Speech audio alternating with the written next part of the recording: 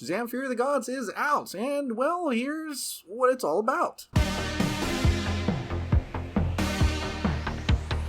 Shazam Fury of the Gods is the sequel to the first Shazam movie, and boy, it has a lot more action and more spectacle and more monsters and more CGI than ever before. Now, a lot of this movie has to deal with Billy Batson trying to be the hero Shazam, or even Captain Marvel, which is kind of even referenced in the movie. But as he tries to get his family together, it seems like the family rather do their own thing. But they end up having to help each other when the three villains show up. The three villains are the daughters of Atlas, and they're all pissed that the wizard took away their powers to give to these children. So with the staff, they are determined to get their powers back. And so the Shazam family have to figure out a way to defeat them. Now, before we get into the spoiler territory of this movie, I want to say, in my opinion, it is way better than Black Adam, and the action and spectacle is better than the first Shazam movie. But it did lose a lot of that heart, a lot of those emotional moments that was in the first Shazam movie. And yes, both movies have a lot of those interactions between the children, albeit it is a little bit less of the Billy Freddy this time around, and there's not really that much between Billy and his foster mother. Which makes that one clip that was released where Billy is talking to Rosa, it's such a tearful, emotional moment. I love this scene. I wish there was more of this in the movie. In fact, there's not enough of Asher Angel. He did a spectacular job. Instead, we always go back to the silly, hyper Zachary Levi, who doesn't act anything like Asher Angel. They almost feel like two completely different people. The villains themselves are pretty forgettable, which is a shame because two of them were played by Helen Mirren and Lucy Liu. But at the very least, it had a really, really strong final act.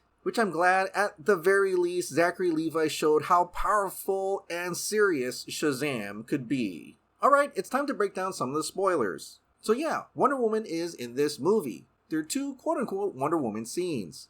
The first Wonder Woman scene is actually a dream that Billy Batson has, where he, as Shazam, dates Wonder Woman. But you only see her profile, neck down, and that's in a way playfully teasing their own Shazam 1 movie where we only see part of Superman. That quote-unquote fake Wonder Woman turns around and has the face of the Wizard, because the Wizard is trying to tell Billy about the daughters of Atlas through his dream. But the Gal Gadot appearing as Wonder Woman pays off at the end. And this is at the very end, where it seemed like Billy Batson sacrificed himself to defeat the dragon and one of the daughters of Atlas in an epic showdown, sacrificing his life to save the world. Which was awesome, I'd like to add. And so with the power of Shazam gone, the Wizard said they need a god to power the staff again. And that's when Gal Gadot shows up as Wonder Woman, with that awesome Hans Zimmer Wonder Woman theme from Batman v Superman. She comes in, powers up the staff,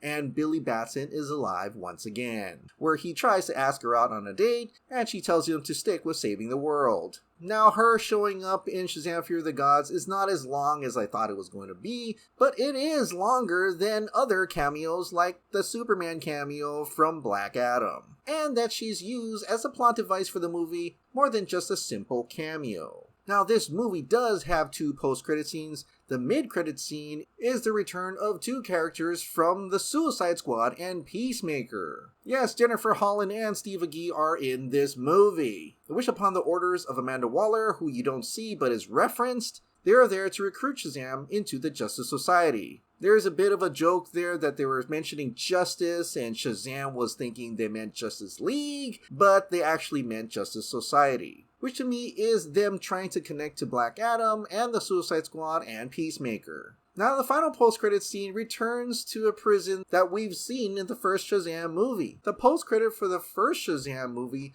had Dr. Savannah imprisoned, and Mr. Mind shows up in order to pave way for a possible sequel. Well, that sequel never came, and he's still stuck in that prison. This second post-credit scene is a joke to play up that we never got to see Mr. Mind being the central villain for the Shazam 2 movie. In the end, I really do wish they kept that deleted scene in the first Shazam movie where it set up a Shazam family versus Black Adam. I feel like that would have been a stronger sequel.